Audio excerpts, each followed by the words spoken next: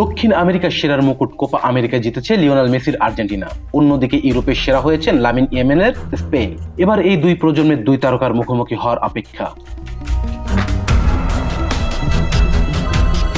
আগামী মার্চে আন্তর্জাতিক বিরতিতে আর্জেন্টিনা ও স্পেন মুখোমুখি হবে।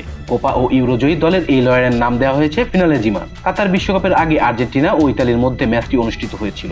আর্জেন্টিনা স্পেনের লড়াই নিয়ে ফিফা দুই অঞ্চলের ফুটবল অ্যাসোসিয়েশন এবং দুই দেশের কনফেডারেশনের সঙ্গে কাজ করছিল। ম্যাচটি কাতারে হতে পারে এমন আলোচনাও ছিল, তবে দিনক্ষণ চূড়ান্ত করা হয়নি। এবার ফিফা কাতারের লুসাইলে 27 মার্চ বাংলাদেশ সময় সন্ধ্যা 6টায় ম্যাচটি আয়োজনের ঘোষণা দিয়েছে।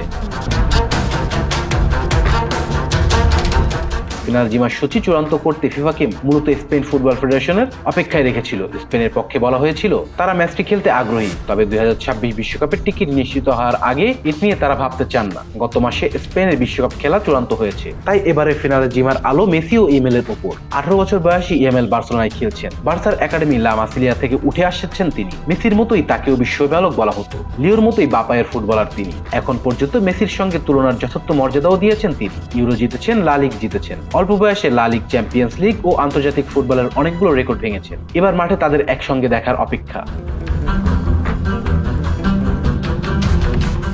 Rezon Islam, B sports.